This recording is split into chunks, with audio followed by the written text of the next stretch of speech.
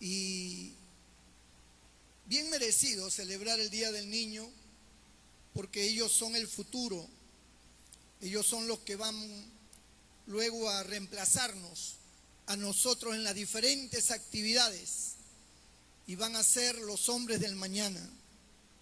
Y hay que formarlos, hay que forjarlos en el camino del Señor, hay que ponerles el temor de Dios en sus corazones para que sean hombres de bien, para que de niños pasen a ser jóvenes que aman a Dios y son fieles. Y sus padres tengan el gozo de decir: tal vez yo no le di una buena educación a mi hijo porque no tuve condiciones económicas para darle universidad, pero yo hice que él amara al Señor. Y déjeme decirle, si usted logró eso, usted logró lo más grande que puede lograr un padre, una madre. Bendito sea el nombre del Señor. Porque lo demás es lo de menos. Es el Señor el que trae el gozo y el bienestar. Vamos a abrir nuestras Biblias en el libro de Números, capítulo 16. Casi no se oye, ¿no? Gloria a Dios. Números, capítulo 16. Gracias te damos, Señor. Maravilloso es el Señor. Gloria a Dios. Quítale un poquito el bajo. Gloria a Dios. Números, capítulo 16. El bajo, quítenle. Suban el fino. Gloria a Cristo. El libro de Números contiene cosas muy importantes y hoy vamos a considerar una de ellas. Capítulo 16. ¿Lo tenemos todos, hermanos? Entonces damos lectura con la bendición del Padre, del Hijo y del Espíritu Santo. Verso 1 al 3. Coré, hijo de Izar, hijo de Coat, hijo de Leví, y Datán y Abirán, hijos de Eliab, y On, hijo de Pelet, de los hijos de Rubén, tomaron gente y se levantaron contra Moisés con 250 varones de los hijos de Israel, príncipes de la congregación, de los del consejo, varones de renombre. Y se juntaron contra Moisés y Aarón y les dijeron: basta ya de vosotros, porque toda la congregación, todos ellos son santos, y en medio de ellos está Jehová.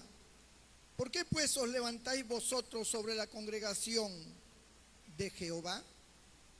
Hasta aquí la palabra del Señor. Señor bendiga su palabra. Pueden sentarse. No deje de alabar, no deje de glorificar a Dios. Baje el volumen de sus celulares para que no esté sonando y podamos atender a la palabra del Señor. Bendito sea el Señor Jesús. La persona se vuelve asequible, se vuelve comprensiva, se humilla, cambia de actitud, deja esa arrogancia, esa soberbia y se vuelve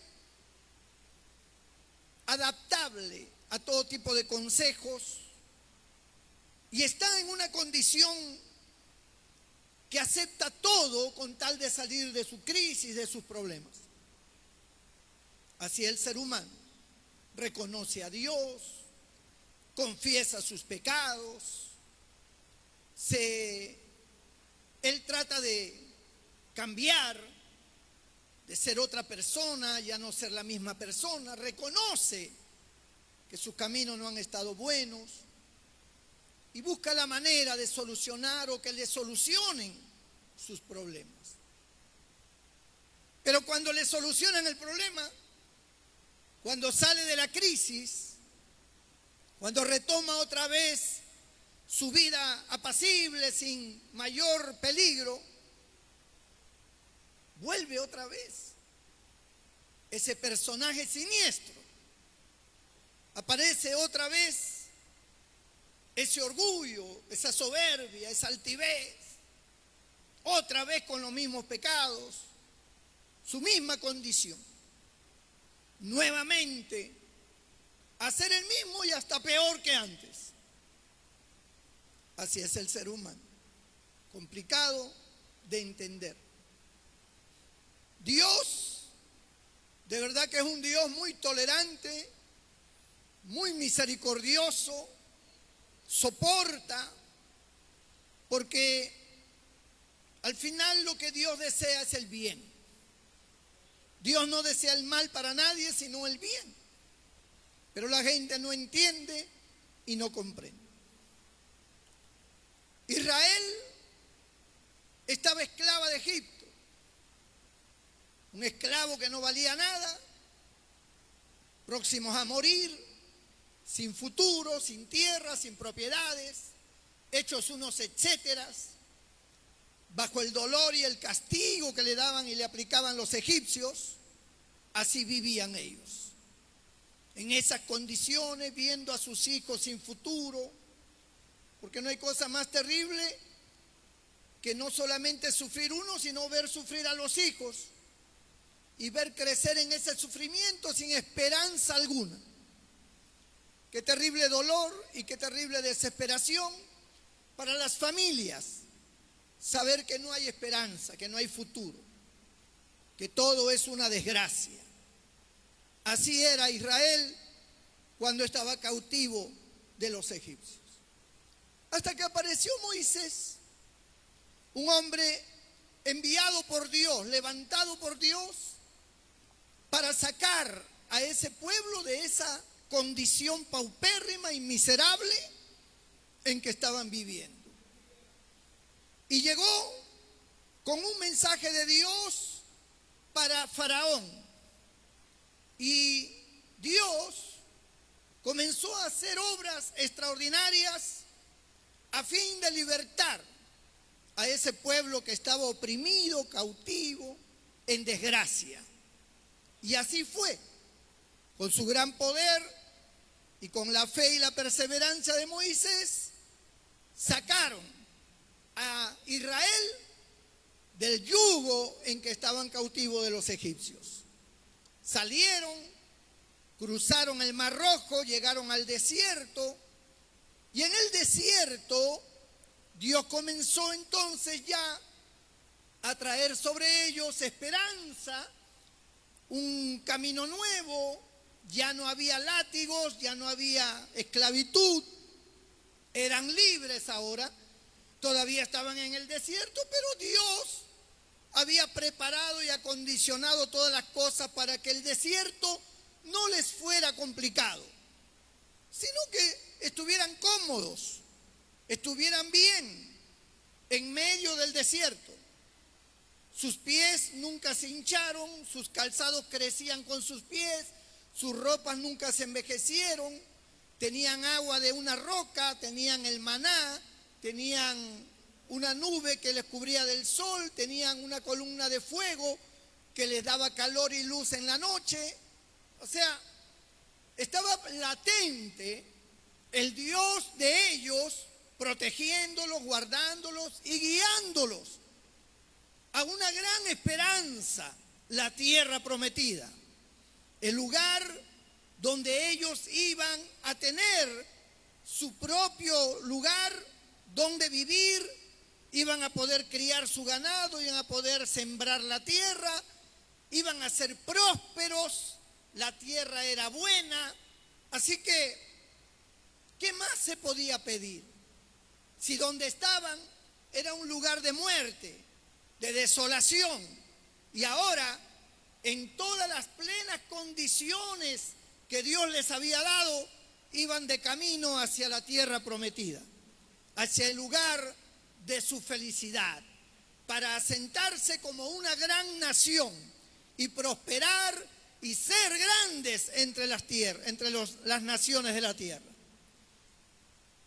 Era maravillosa toda esa esperanza, era cuestión solamente de tiempo y era cuestión simplemente de estar contentos, de alabar a los levitas.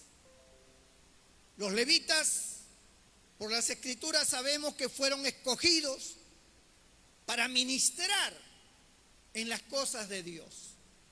Privilegio inmerecido que Dios les había concedido a comparación de los demás que no tenían esa bendición.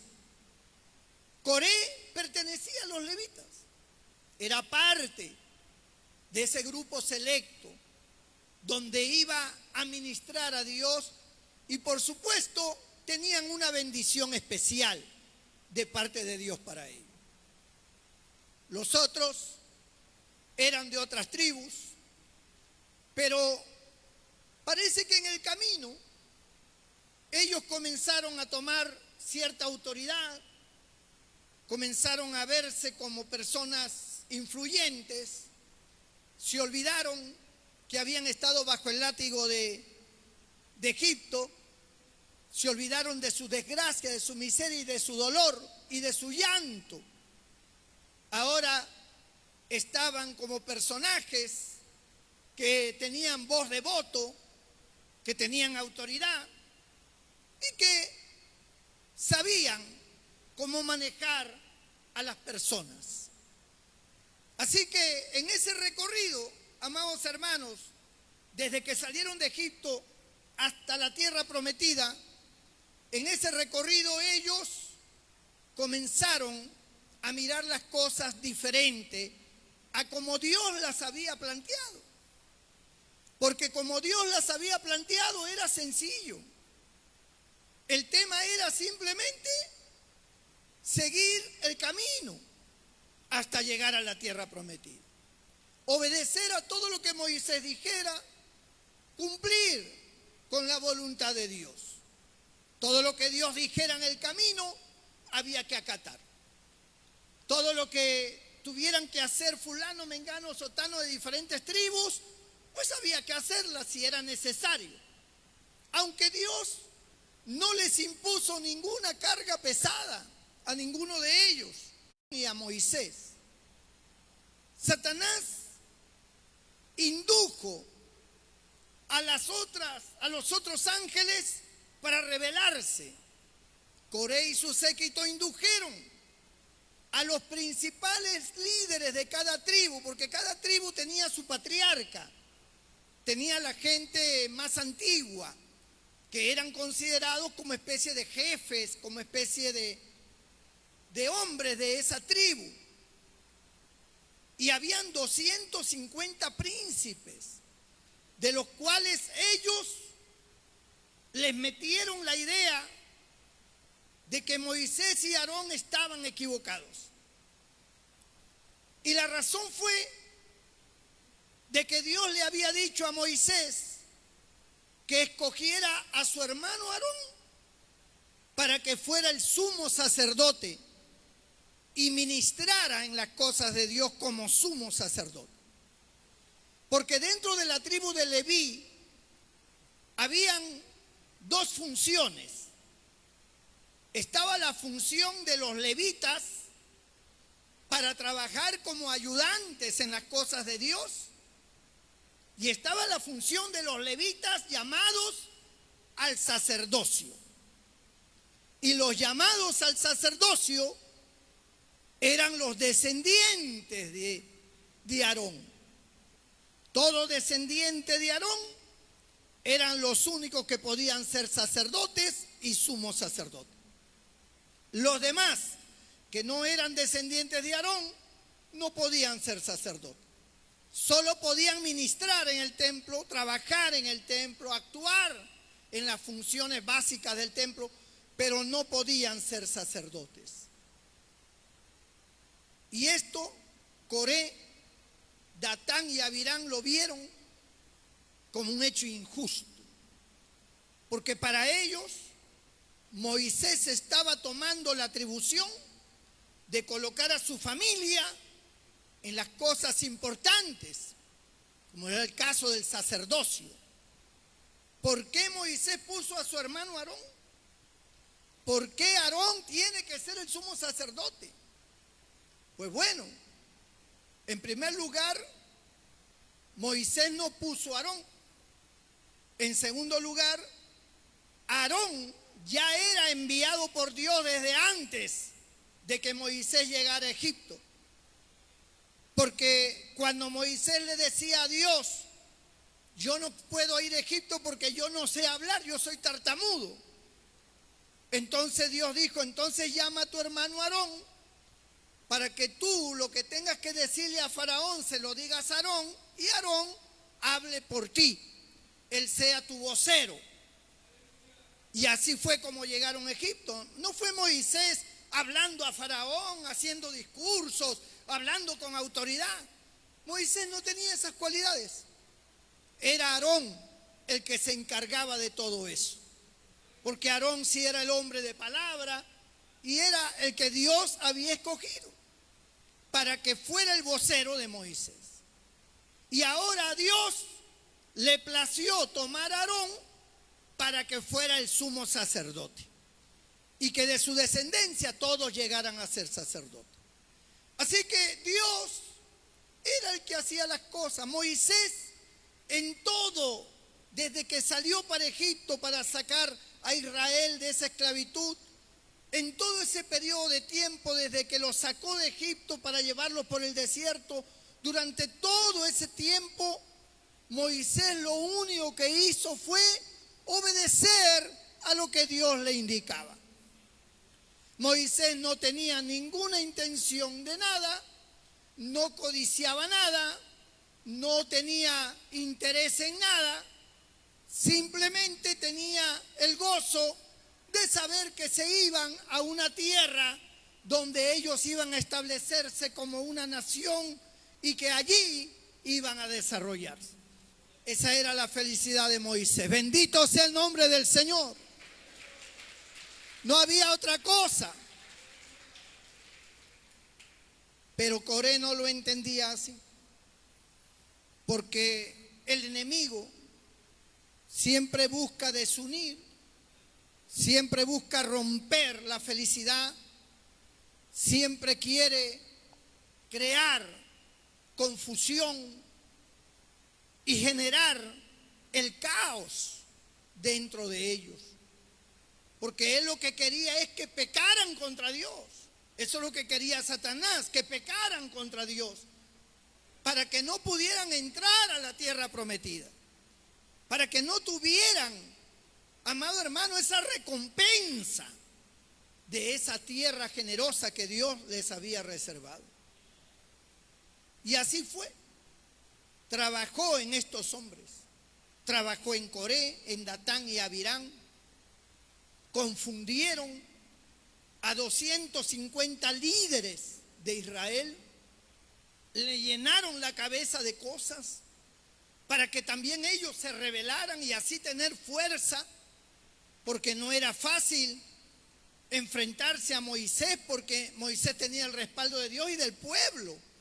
Pero al agitar a los líderes, el pueblo era presa fácil y el pueblo entonces se confundía también y el pueblo se alarmaba. Usted no ve que la gente, hay un refrán que reza que donde va Vicente va la gente, ¿no?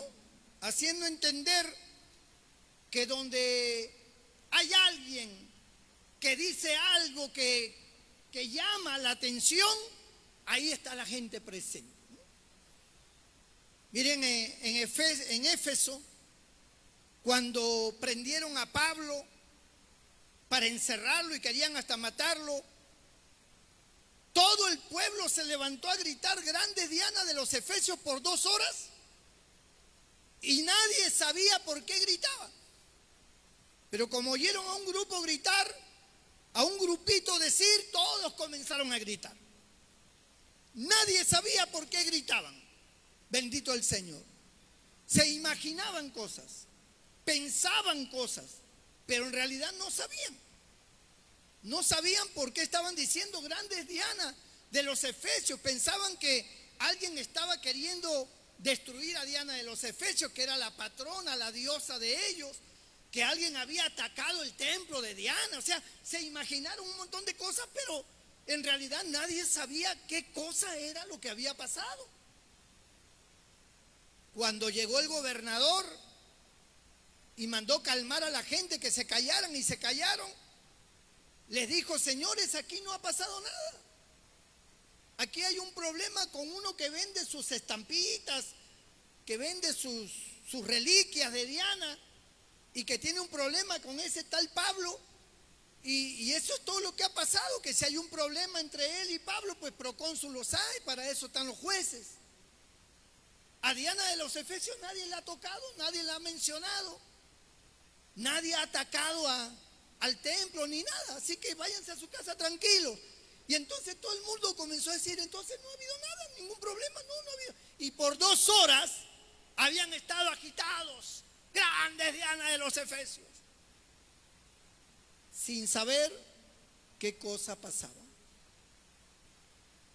Así pasa en los hogares, así pasa en los centros de trabajo, en las universidades, en los colegios, así pasa en los barrios.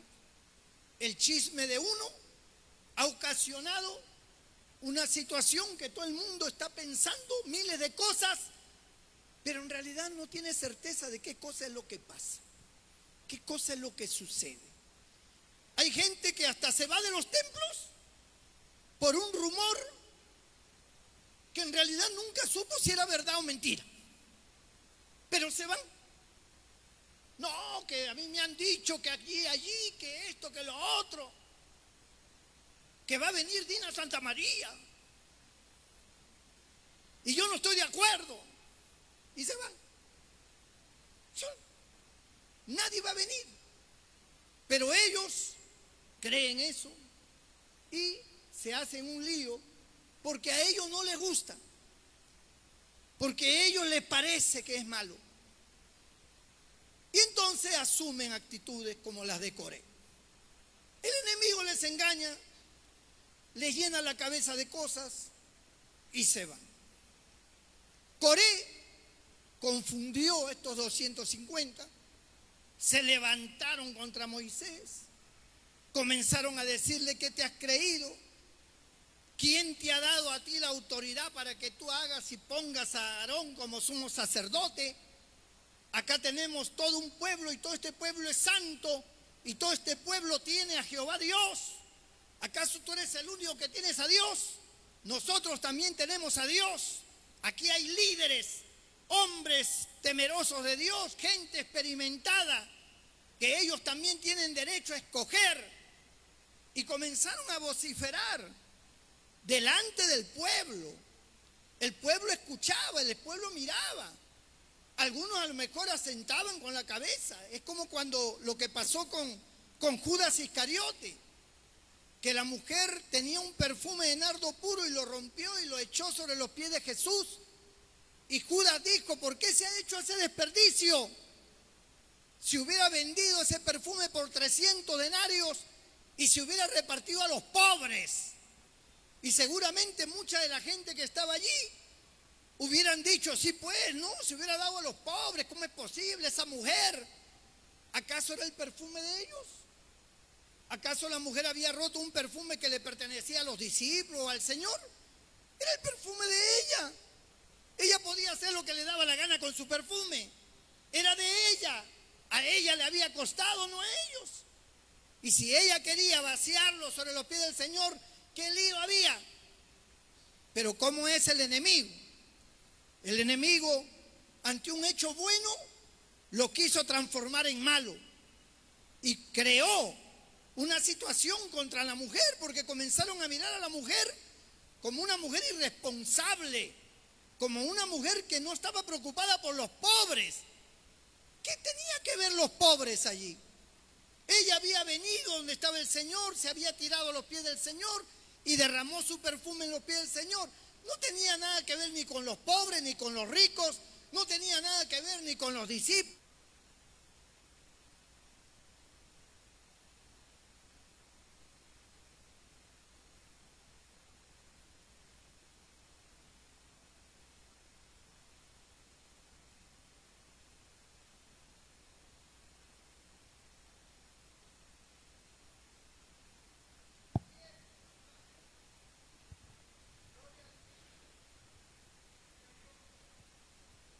Entonces,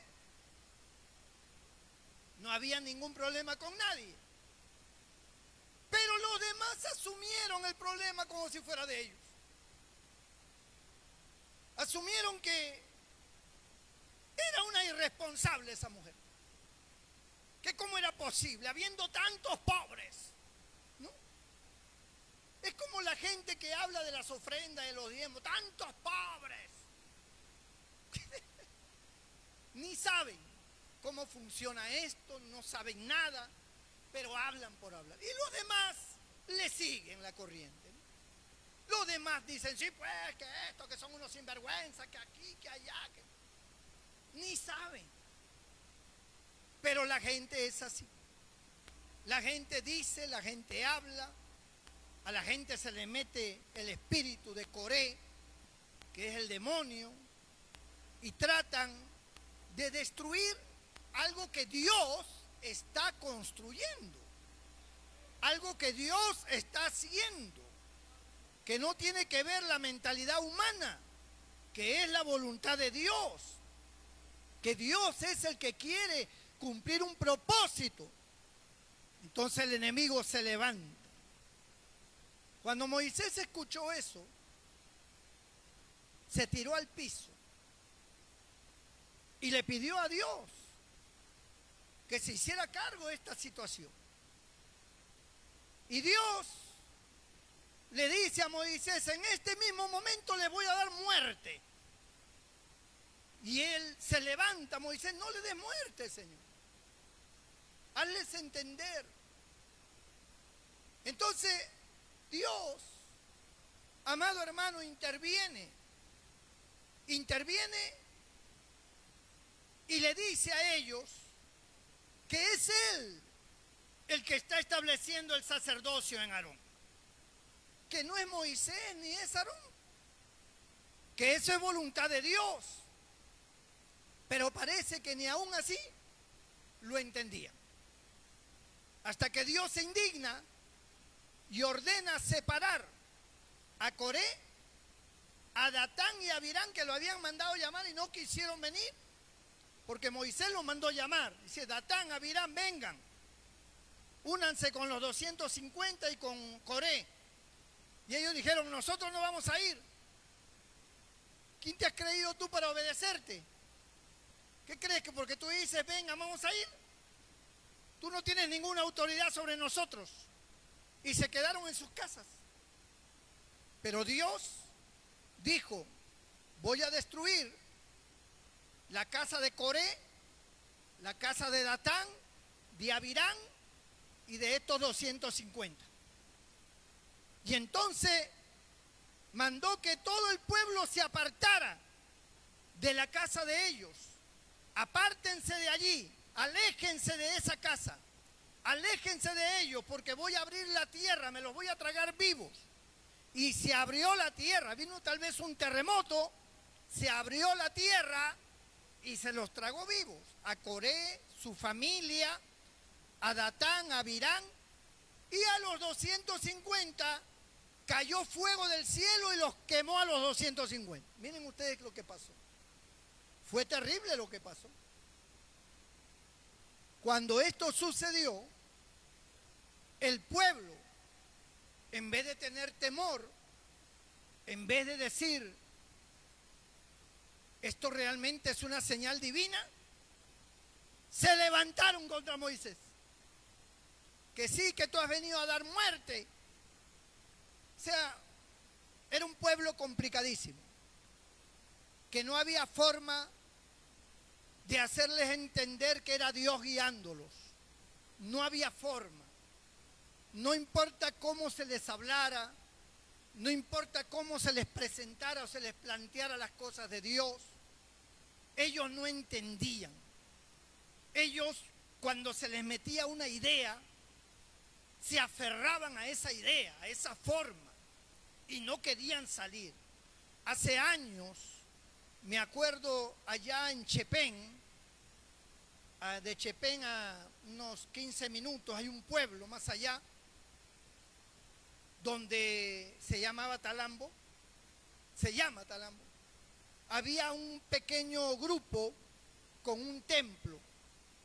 Y cuando el líder de ese grupo decidió, conversó con unos cuantos hermanos y decidieron unirse con nosotros. Y me buscaron, yo no los busqué a ellos, me buscaron y me dijeron: Pastor Moreno, queremos unirnos, queremos que usted ponga un pastor, queremos que usted dirija allí. Como nosotros teníamos una obra en Talambo, pues bueno, dije, nos unimos y hacemos la obra allí. Ya el templo estaba hecho, pues trabajamos allí. Fue la decisión de ellos. Yo incluso le digo: ¿está seguro, hermano, que no va a haber ningún problema? No, pastor, aquí ya nos hemos reunido con los hermanos que estamos acá y estamos todos de acuerdo. Muy bien, entonces dile que tal día voy a llegar y ese día vamos a conversar y vamos a establecer entonces. Y así fue. Pero cuando yo llegué ese día, el templo estaba lleno. Había solamente un grupito, pero ahora estaba lleno. Y gente inconversa. Pero yo dije, pues los habrán invitado. Pero no. Se trataba de una hermana que se había enterado de que se estaban uniendo con nosotros y se levantó la hermana y comenzó a hablar a otros hermanos que no venían, que nunca iban al templo. Comenzó a buscarlos a sus casas, comenzó a llamar a las familias que vamos a impedir, que esto no puede ser, que quién es ese tal Moreno y que no sé cuánto, y que aquí nadie va a tomar el templo de nada. Pero si yo no iba a tomar nada, yo iba para conversar con los hermanos y verificar que exactamente querían unirse con nosotros. Entonces se levantaron y cuando yo llego y entro, se arma el escándalo, ¿no? Que sí, que no estamos de acuerdo, que no, una bulla de callejón, terrible. Entonces yo le digo: pero cálmense, yo no tengo ningún interés ni en su templo, ni en sus bancas, ni en su púlpito, ni en nada de lo que hay acá. Yo he venido porque el hermano me ha invitado junto con los demás hermanos, porque de ellos nació que querían unirse. Que no, que esto, y se armó un lío tremendo, hermano. Entonces los hermanitos que me habían hablado conmigo le dicen a esa hermana: hermana, pero usted ¿por qué se pone así si usted nunca viene al templo? Usted nunca viene al templo. No, que este templo es nuestro y que no sé cuánto, que yo puse el adobe, que yo puse no sé qué cosa. Entonces yo me levanto y le digo: hermanitos, aquí se acaba la discusión. Allí está su templo, ahí están sus bancas, ahí está su adobe, hermana. Ningún problema, nosotros nos retiramos y seguimos adelante. Yo no los he buscado, yo no estoy interesado en su templo. Fueron los hermanos quienes nos llamaron y por eso estamos acá. Pero en vista de que hay una situación, hermanito, cuando usted se ponga de acuerdo con la hermana y con todo su grupo, si tiene a bien, nos llama, y si no, no hay ningún problema. Y me fui. Luego me entero de que en ese templo otra vez el mismo grupito y esa hermana agitadora y esto no iba al templo. Son gente que cuando el demonio los posee, cuando les mete una idea y esta baja a su corazón, pierden el entendimiento. No saben ni siquiera por qué están actuando así. Ni siquiera saben qué cosa es lo que ha pasado. Pero ese es el corazón de las personas cuando no están cerca de Dios. El enemigo los toma. El enemigo, hermano, cauteriza su conciencia. Les quita el entendimiento para crear todo ese bochinche y ese laberinto. Eso fue lo que pasó con esta gente. La gente vieron que Dios había hablado, que Dios había destruido a Coré, a Datán, a Abirán con todas sus familias, sus casas, todos se los tragó vivo la tierra, dice. Y estos 250 hombres que los apoyaron murieron quemados con fuego del cielo. Todo eso vio el pueblo, pero el pueblo seguía sin entender nada. El pueblo comenzó a pensar y a decir, este Moisés trae muerte. O sea, no se le puede decir nada porque al toque muere la gente. Y comenzaron a ver a Moisés no como un hombre de Dios, no como el hombre que Dios había usado para sacarlo de esa esclavitud de Egipto, sino como un instrumento de muerte contra ellos. Como que Moisés era la mala espina, era la mala suerte, y que realmente ellos no querían caminar así con Moisés. No entendieron nada, hermano. Hay gente que por más que Dios haga lo que haga, milagros, sanidades, por más que Dios les muestre, no lo entienden. Siguen en sus caprichos, siguen en sus formas, siguen en su estilo de vida. Siempre están aislados de las cosas de Dios, pero son los que más hablan, son los que más reclaman. Nunca colaboran en nada, pero son los que más están allí echando carbón a la gente. No importa lo que Dios haga, nunca lo van a entender. Así era Coré, así era Datán y Abirán. Su corazón cerrado, no eran salvos, ellos no estaban convertidos. A pesar de que eran parte del pueblo de Dios, no estaban convertidos. No eran parte de la voluntad de Dios. No veían lo que Dios estaba haciendo. Solo veían lo negativo. Porque hay gente así. Hay gente que solo ve lo malo. Hay gente que solo ve lo negativo. Hay hombres que de su mujer solo ven lo malo. Que eres así, que eres asá, que estás así, que estás asá, que siempre paras haciendo lo que yo no te he dicho y que no sé cuánto, y todo lo negativo le achacan a la mujer. La mujer todo lo negativo le achaca al hombre. Sí, porque tu padre es así, que tu padre es asá, que no sé qué, que suegra, que su hijo es así, que su hijo, o sea, lo malo, lo negativo. Es fácil ver lo negativo. Es más, quieren ver lo negativo. Están buscando con sus ojos, buscando en qué parte encuentran algo negativo para poder agarrarse de eso. En realidad, lo que buscan es una excusa para no ser parte de la responsabilidad, para no ser parte de los propósitos de Dios, para vivir como a ellos les da la gana, para hacer las cosas conforme el enemigo le induce a hacer. Y por eso buscan lo negativo. Ah, no, mira cómo vino, mira cómo hizo, mira lo que dijo, mira lo que hace. Buscan lo negativo. Y entonces algunos optan por irse. Y se van, pero no es que se van como cualquier persona que tiene la libertad de irse, sino que se van vociferando a todo el mundo por qué se va. Me voy porque aquí están malas las cosas, porque aquí permiten esto, aquí permiten lo otro, aquí permiten allá, aquí permiten esto de allá. Y todo eso es un embrollo que tienen en su cabeza, porque al final de cuentas yo no sé qué cosa mala permitimos acá. No sé cuál es lo malo que permitimos. Yo no sé si alguna diaconisa sale aquí a dirigir en minifalda. No sé si hay algún problema con alguien. ¿Cuál es lo malo que hay acá? Y no estoy hablando esto porque haya algún problema.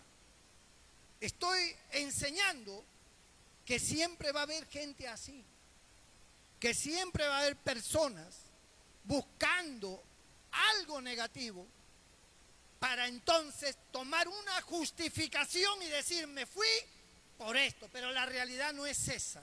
La realidad es que se fue porque no quería ser responsable, porque no quería también unirse al trabajo, porque no quería ser parte de la carga y de la responsabilidad. Por eso se fue. Porque no quería dar nada, por eso se fue. Nadie, amado hermano, en su sano juicio, va a actuar de una forma sin que le den motivo. Las personas buscan los motivos. Es como cuando alguien le pierde el amor a la mujer o al marido, busca un motivo, cualquier cosa, para decir me separo por esto, porque ella así, así, porque él así, o sea, está buscando una justificación para poder decir me tuve que salir por esta razón, hermano. Pero esa no es la verdad. La verdad es que nunca la amaste. La verdad es que siempre estabas con tus luchas y tus problemas. La gente busca lo negativo. Una persona negativa tiene el espíritu de Coré. Una persona negativa no puede ver la obra de Dios. Le está cegado, le está vendado los ojos. No pueden ver los planes, los propósitos, lo que Dios quiere hacer. No lo puede ver. Aún como dijo Cristo, aún teniendo ojos, no ven. Y teniendo oídos, no oyen. Tienen ojos, pero no ven. No importa lo que Dios haga. Cuando ellos se enferman, cuando ellos están mal, recurren a nosotros. Nosotros oramos, nosotros invocamos a Dios y Dios hace la obra. Porque estamos convencidos de que Dios nos oye, hermano. Y Dios hace el milagro. Uno dice, bueno, Dios ha hecho un milagro. Dios le ha levantado de la muerte, estaba para morir. Dios le sanó del cáncer. Dios le sanó de esto, de lo otro, iba a quedarse ciego, Dios lo sanó. Y uno dice, seguramente ahora este hermano, esta hermana, pues va a ser diferente.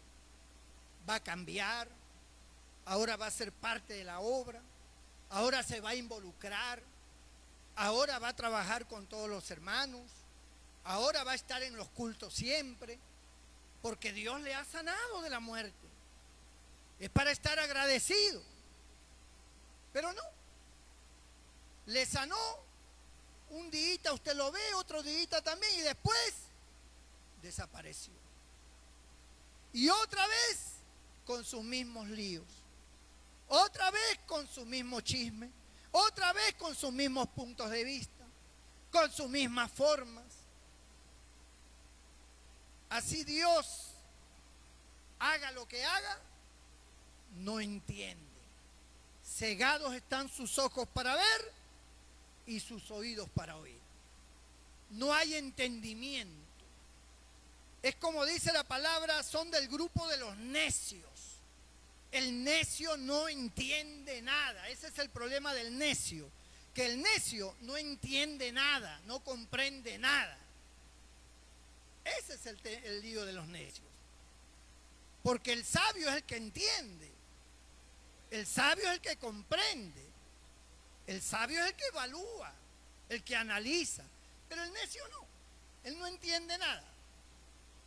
Entonces, esta historia nos muestra cómo puede haber grupos de personas a quien Dios los ha salvado, a quien Dios los ha hecho congregar y a quien Dios les ha dicho, mira, yo te he salvado, ahora tú congrega, yo te voy a dar mi palabra, sé feliz, estate contento, no tienes que hacer otra cosa sino obedecerme, seguir mis caminos y yo tengo una tierra prometida para ti en el cielo. Tú mantente fiel y un día vas a entrar a esa tierra prometida. No hay un trabajo mayor, bendito el nombre del Señor.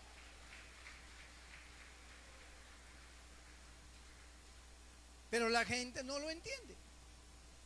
No lo ve así de sencillo. Lo ve difícil. Lo ve complicado.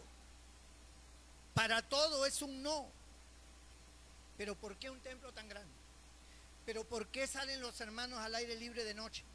¿Pero por qué esto? ¿Y por qué no van a las cárceles? ¿Y por qué no van a los hospitales? Como si esa persona fuera. Reclama que por qué no van y esa persona ni siquiera dice, yo quiero ir. Y si van, nunca va. Entonces, son personas negativas. El espíritu de Coré. No entienden razones. Y uno, al menos mi persona como pastor, tengo muchísimos años lidiando con este tipo de personas. Siempre en la congregación hay un grupo que tiene esta forma, siempre, a través de todos mis años, no solamente en la iglesia donde uno pastorea, en todas las congregaciones donde yo iba a supervisar, pasaba lo mismo. Siempre hay un grupo contrario, siempre hay un grupo negativo, siempre hay un grupo que no entiende nada, que se opone a todo, como si uno estuviera robándole algo, como si uno estuviera exigiéndole algo para uno. Todo lo que se hace, lo hacen en cualquier lugar, en un partido político, en un club tal, en una PAFA, en lo que sea. Si en un colegio hay que pintar el aula, pues reúnen a los padres de familia y dicen, necesitamos una colaboración para pintar el aula. Y le dan una tarjeta y pintan su aula. Ningún presidente de la PAFA pide dinero para sí. Piden para pintar el aula. Y si roba, enseguida le caen arriba. Entonces, igual en un barrio, queremos hacer una vereda, así que compañeros, vecinos, vamos a reunirnos a ver para comprar la bolsa de cemento, vamos a hacer una pollada para reunir fondos, que no sé cuánto, y se reúne el barrio y hacen su vereda o hacen su pista, hablando con el alcalde, se ponen en contacto, qué sé yo. Y eso es lo que hace. En un club cualquiera necesitamos equipar para ayudar a la gente, para llevar alimento a los pobres, para llevar ropa, zapatos, lo que sea, frazadas. Entonces, a ver, la colaboración de todos, vamos a trabajar, vamos a hacer una rifa, vamos a hacer esto. Se reúnen y hacen. Y entonces, en las iglesias pasa lo mismo. En las iglesias decimos, hermanos, necesitamos un local más grande porque en el que estamos ya no cabemos. Pero el local más grande, por lógica deductiva, cuesta más. Pero si todos apoyamos, si todos nos reunimos y damos un granito de arena a cada uno, pues se logra. ¿Cuál es el problema? ¿Cuál es la situación complicada? ¿A quién se le está poniendo una pistola en la cabeza? ¿A quién se le está amenazando? ¿A quién se le ha expulsado porque no dio? ¿A quién se le puso en disciplina porque no colaboró? ¿A quién? ¿A nadie? No puedes, no hay ningún problema. Los que podemos lo hacemos y así, y con gozo para el Señor. Y pagamos el alquiler de nuestro templo. Que hay que arreglar aquí, que hay que comprar un foco, lo hacemos. Que hay que pagar guardianía, que hay que darle mantenimiento a las cosas, pues es lo normal. ¿Cuál es el lío? No, que no es así, que esto, que Jesucristo nunca vivió así, que Él predicaba por las calles, que para qué templo. Pero amados hermanos, nosotros necesitamos un templo, porque es el lugar donde recibimos la palabra de Dios. No podemos hacerlo en las calles porque nos cae serenazgo. En el tiempo de nuestro Señor no había serenazgo. No estaba prohibido predicar afuera. Ahora aparece en un parque a ver si dejan. ¿O quiere usted estar parado ante el solazo, que le dé el solazo allí? Y hablando sin equipo, sin nada. Parado con sus hijos. ¿Eso quiere? ¿No es más cómodo estar acá? ¿No es más bonito estar acá? sin que tenga que hacer usted mayor esfuerzo de nada. Venir y escuchar, adorar a Dios, ser parte de lo más grande e insigne que existe, que es servir a Dios. Pero la gente dice, no, que el Señor Jesucristo, que los apóstoles predicaban por las calles, que no sé cuánto. Entonces, ¿tú para qué vienes al templo? Vete a la calle. Predica en la calle y ya no vengas a un templo. Pero ellos son los primeros que están metidos en un templo. No tienen entendimiento. No hay razonamiento. Una vez en Sullana, me acuerdo, en Piura, en un asentamiento humano, habíamos hecho un anexo, un pequeño templo, y habíamos ido a predicar. Y un grupo de otra congregación evangélica se paró con su grupo en la misma puerta del templo donde yo estaba predicando, y él se para en la puerta a hacer un aire libre, con su megáfono, con todo. En la puerta, habiendo tanto sitio. Se supone que es un templo. Estamos predicando y viene ese grupo y se para en la puerta con su megáfono a predicar, mientras que estamos predicando nosotros. Entonces la bulla, yo salgo y le digo, hermanito, ¿quién está a cargo? Sí, yo, hermano, dice uno. Le digo, hermanito, no se incomode, le digo, pero ¿no le parece que no es razonable que estamos nosotros en pleno culto acá en el templo y ustedes se paran acá en la puerta a hacer un aire libre, habiendo tantas calles y tantos lugares donde hacerlo? ¿Por qué no van ustedes una cuadra más allá o en la esquina? No, hermano, porque Dios nos ha traído acá. Y en todo caso vamos a orar para que Dios decida. Le digo, hermanito, pero aquí no es una cuestión de orar. Esta es una cuestión de sentido común, de lógica. Es como que yo me vaya a la puerta de la iglesia católica a predicar en plena misa. O sea, me van a botar a patadas. O que yo vaya al templo de ustedes. Usted está predicando y me paro en la puerta a predicar con mi megáfono. ¿No le parece que eso es irracional? Hermano, abra su mente, le digo, abra su entendimiento. No, que no es así, que esto, poder en la sangre de Jesús. Hermanos, reprendan, hermano. O sea, ya yo me di cuenta entonces que estaba ante una persona necia, ante un instrumento del enemigo, porque no había entendimiento, no tenía claridad, no podía entender nada. ¿Cómo discutes con una persona así? Sin embargo, lo seguían.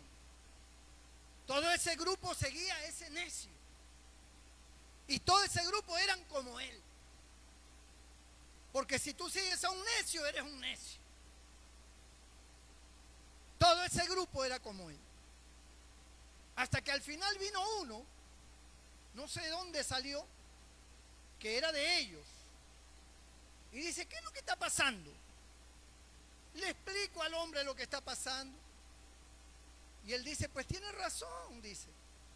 ¿Por qué no se van más allá, hermano? No, hermano, que Dios nos ha traído acá, que no podemos ir en contra de lo que el Espíritu Santo quiere y no sé cuánto.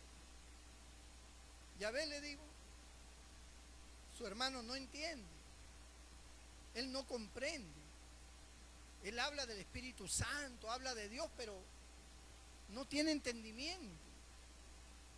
Y dice, bueno, dice, yo ya al menos lo intenté, dijo él, y se fue. Al final, dije, pues bueno, hermano, vamos a seguir predicando. Y entré y le digo, acérquense más acá y vamos a conversar. Vamos a hablar, vamos mientras que ellos terminen su culto. Hasta que terminaron y se fueron. Ya empecé otra vez yo a predicar. Pero las personas son así, sin entendimiento. Un día iba por la avenida Teatro, acá en Chiclayo, y veo a dos hermanos, uno que era un pastor que se encontraba. Yo venía como Yo estaba en la esquina, caminando hacia allá y casi a la esquina estaban ellos. Yo los había visto. Y cuando yo me estoy acercando, parece que uno de los hermanos le pedía consejo y ayuda a este pastor. Y este pastor agarra y le dice: muy bien, hermano, vamos a orar, ponte de rodillas. Y lo hizo arrodillar en plena vía pública, en la vereda. Y comenzó a levantar la mano, a alzar la voz y a ponerle las manos, a reprender al diablo, a decirle: Señor, mire este problema que tiene con su mujer y que no sé cuál, en plena vía pública. Y yo, que me estaba acercando, me retrocedí inmediatamente. Yo digo: ¿pero qué es esto? ¿Por qué actúa así? ¿Dónde está su entendimiento? ¿Cómo es que va a orar por ese hombre en plena vía pública, tirado de rodillas, como si fuera un templo, como si fuera un lugar privado? Un hombre sin entendimiento. Es como aquellas hermanas o hermanos que se levantan en la madrugada a orar. El esposo es inconverso, la esposa es inconversa, los hijos inconversos. Pero ellos se levantan en la madrugada y a todo pulmón, hermano, comienzan a orar y a gritar. Los vecinos se despiertan, el marido se despierta. No saben qué hacer con esa mujer. No saben qué hacer con ese hombre. Porque por más que le hablan, por más que le dicen, ellos se enfrentan y comienzan a reprenderlos. Tú estás endemoniado, por eso no te gusta la oración, dicen. Son las 3 de la mañana, hermano. La Biblia dice que si alguno bendice a su hermano en alta voz de madrugada, le es contado por maldición. Así dice la Biblia. Pero la gente no entiende. La gente cree que está haciendo bien. La gente cree que es una cuestión de hacer la oración y el poder de Dios. Todo tiene su lugar, todo tiene su momento. No se puede hacer esas cosas en la madrugada, porque la gente no lo entiende. Por eso es que el marido nunca se va a convertir. La mujer jamás se va a convertir al evangelio, nunca. Porque lo que está viendo al lado de él o de ella es a un loco, a un fanático, a una fanática, a una persona extremista, a una persona que todo lo ve diablo, que todo lo ve esto, que todo lo... A mí me invitan a un cumpleaños, yo no hablo de Dios. Hablamos de cosas que alegren el ambiente, porque es un cumpleaños. Imagínense, en un cumpleaños estoy predicando yo, predicando a uno, predicando al otro, predicando, o sea, todo el mundo hablándole. Pero ¿por qué voy a hacer eso? Si es un cumpleaños. Me invitaron al cumpleaños para gozarnos, para reírnos, para festejar, no para predicar. Ahora que después me digan: a una oración por el dueño del cumpleaños, amén, hacemos, ahí queda. Pero no me invitan. Yo me voy, a mí me han invitado a muchas reuniones, aún de gente inconversa, y yo no les predico, hermano. Yo me siento con ellos, yo como con ellos, yo hablo con ellos, río. Y si hablan de política, hablo de política. Si hablan de deporte, hablo de deporte. Si del tema que sea, yo hablo. Ahora, si a mí me preguntan, y usted, hermano, y en su iglesia, pues me tocaste el tema. Tú me preguntas, yo te respondo. Sí, tenemos una iglesia muy bonita, está ubicada aquí en Grau, no sé cuánto, y estamos predicando la palabra de Dios. Dios está salvando vidas, la palabra de Dios está llegando, porque hay un evangelio que la gente necesita. Ahí entro a tallar. Me estás preguntando, compadre, y yo te estoy respondiendo. Pero yo no estoy en esa reunión para estar allí, en ese plan, porque ¿quién va a querer sentarse conmigo? Todo tiene su lugar y hay que tener sabiduría, hay que tener entendimiento para llegar a las personas. Usted le dice a sus hijos, a sus hijas, que así te vas a ir al templo. ¿Qué tiene? Dicen ellos. ¿Pero qué cosa? ¿Qué tiene? Eres una hija de Satanás. ¿Cómo vas a ir así? Entonces le obligan a ponerse una ropa que no le gusta para venir al templo. Por eso es que nunca vienen al templo. Tus hijos crecen, tus hijas crecen, nunca vendrán al templo.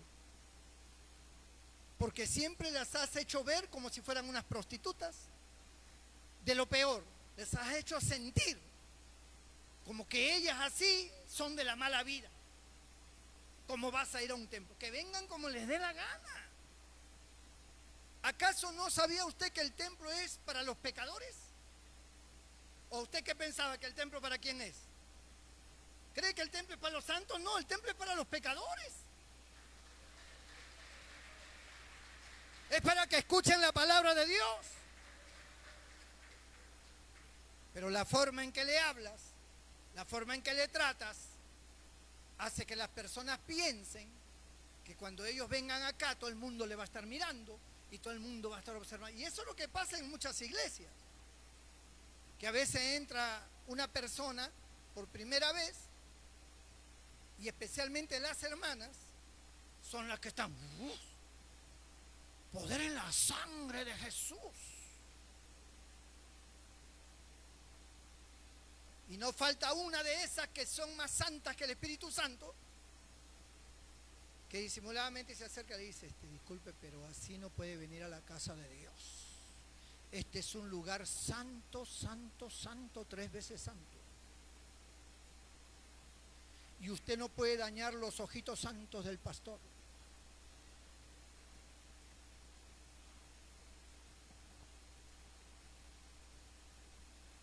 ¿Usted cree que esa persona va a regresar? Esa persona sale disparada y nunca más regresa. Y considera que todas las iglesias evangélicas son así. Que todos son así. Otros se atreven a más. Se sientan y vienen con un trapo y les ponen encima para cubrir las piernas. Y la persona se sorprende y dice, ¿y este trapo qué? Es para cubrirlo.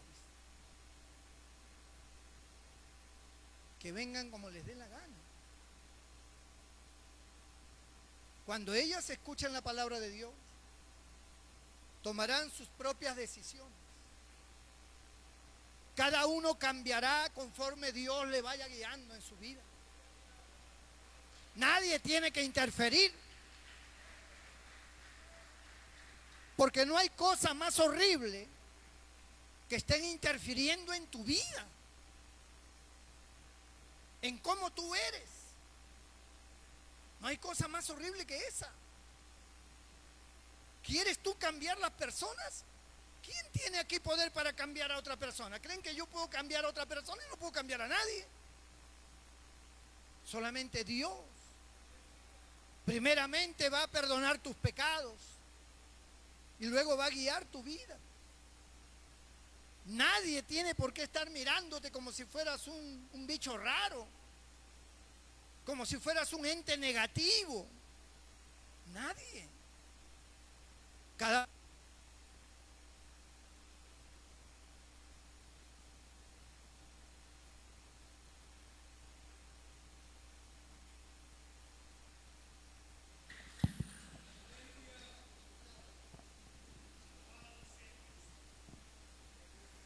Gloria a Jesús. Cada persona es libre, hermano. Cristo nos hace libres. No nos hace esclavos de una religión. Nosotros no somos esclavos de una religión. Nosotros no estamos aquí para vestir y vivir como al pastor le da la gana. Estamos aquí para honrar a Dios. Estamos aquí para llenarnos de su presencia, para llenarnos de su amor. Dios va a comenzar a guiar tu vida. Pero cuando uno no entiende, uno quiere que la gente sea como uno piensa. En esta iglesia el refugio no me gusta porque las hermanas así, porque los hermanos así. ¿Por qué se sientan juntos los hermanos con las hermanas? No puede ser. Las hermanas deben estar a un lado, los varones a otro lado, para evitar la concupiscencia, dicen. Es ella la que está llena de concupiscencia. Es él el que está lleno de concupiscencia. Él es el que está con su mente atrofiada. Porque lo demás es normal. Me acuerdo, había una hermanita que tenía esa doctrina y estaba en la esquina esperando una combi, ¿no? Un colectivo para irse a su casa. Cuando para el colectivo y ella sube un paso para entrar y ve que el único asiento libre era el que estaba al lado, un hermano de la iglesia. Y cuando ella ve que el hermano está sentado ahí, hay un asiento libre, regresó y dijo, no voy. Porque ella no se podía sentar al lado de un hermano. Esperó otro colectivo y llegó el colectivo y había allí sentado un hombre con cara de sádico y había un asiento libre y ahí sí se sentó, al lado del sádico. Porque según ella no puede sentarse al lado de un hermano. ¿De dónde salió eso? ¿De dónde nace esa doctrina? ¿De dónde nace esa forma de pensar? Quieren ser más santos que Dios. ¿Qué te va a hacer pues el hermano? Tú estás sentado al lado de un hermano. ¿Qué te va a hacer el hermano? No, es que el hermano me vaya a rozar, me vaya a peñiscar. Pues si te peñisca, métete un cachetadón santo. 3 veces santo. Y nunca más te va a volver a peñiscar.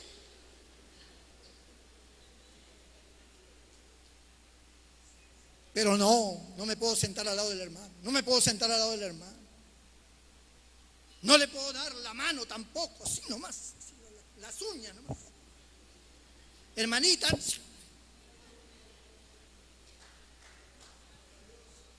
Viene acá y ven al pastor abrazando a las diaconisas. Uy, ese pastor está endemoniado.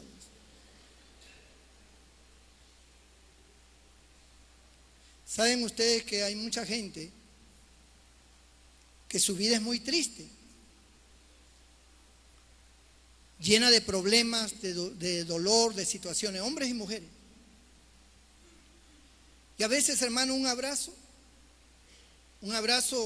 de padre, un abrazo de hermano, trae muchas veces alegría. Pero la gente no entiende eso. Y la amistad es la amistad. Pero lo negativo, siempre ven lo negativo. Siempre buscan lo negativo. La gente habla de que hay que hacer esto, que hay que hacerlo, pero ellos no están presentes. Por esa razón, Coré se llenó de ese espíritu. Y ese espíritu transformó a Coré. Siendo un hombre privilegiado, era de la tribu de Leví. Podía haber sido un instrumento muy bonito en las manos de Dios. Pero su forma de pensar, sus sentimientos, totalmente atrofiado, buscando popularidad, buscando ser líder, buscando ser algo que Dios no le había dado, lo llevó a ser tragado por la tierra, a tener un fin de lo peor. Y se acabó Coré, y se acabó toda su casa, su descendencia, todo se acabó.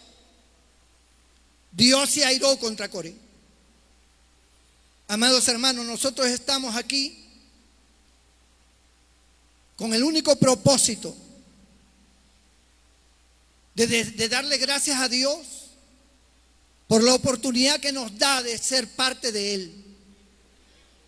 No estamos aquí para ser parte de una religión. Las religiones toda la vida han destruido, han arruinado la vida de las personas. Las religiones con sus dogmas, con sus doctrinas de hombres, han creado separación, han creado ruina, desgracia. Por eso no hay nada más hermoso que conocer a Cristo, tener una experiencia personal con Él, ser parte de una gran amistad, de una familia verdadera, de hombres y mujeres que no son hipócritas, que así como tú los ves acá, los ves allá afuera, que así como son risueños, carismáticos, alegres, así son en cualquier parte. Hay gente, hermano, que no pueden ver alegre a alguien porque lo critican. Dice, mira, que es una coqueta, que es esto, que lo otro, que no se puede, que mucha risa. ¿Qué quieres? Que llore, mucho llanto. Ya no se sabe qué cosa quieren. ¿Qué es lo que tú estás buscando? ¿Estás buscando una iglesia perfecta? ¿Estás buscando un pastor perfecto? ¿Qué estás buscando? ¿Estás buscando una religión? Aquí no la encuentras. Aquí no hay una religión. Aquí hay una familia cristiana, una familia que ama a Dios y que nos amamos entre todos nosotros en el amor de Cristo. Y que queremos lo mejor para cada uno. Y que cada uno encuentre esa alegría, ese gozo. Que cambien de vida, que salgan de su miseria, que salgan de su desgracia, que salgan de Egipto. Que aunque estemos en el desierto, nos siga cubriendo la nube contra el sol. Nos siga dando la luz el Señor en las noches. Que nos siga dando el agua de vida a través de su palabra. Que nos siga dando el maná a través de las enseñanzas. Que el Señor nos siga protegiendo de nuestros enemigos a través de su gloria y su poder. Hasta llegar a la patria celestial. Hasta llegar a ese lugar que Él ha preparado para nosotros. Déjese de tanta religiosidad. Déjese ya de tanta negatividad. Afírmese y sirva al Señor. Sea parte de los planes de Dios. No sea un estorbo. No sea un instrumento malo, negativo contra los hermanos. Aliente a los hermanos. Fortalezca a los hermanos. Muéstrele a los hermanos que sí se puede en el nombre del Señor. Que es cuestión de buena voluntad. Eso es lo que tiene que haber entre nosotros. El espíritu de Coré tiene que desaparecer. Y tiene que estar el espíritu de Cristo en nosotros. El espíritu de Dios guiando nuestras vidas. Llénate del espíritu de Dios. Llénate del amor de Dios en esta hora. Cierra tus ojos, inclina tu rostro. Yo quiero orar por ti.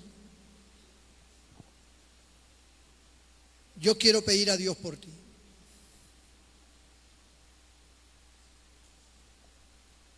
La vida, hermanos, no es fácil.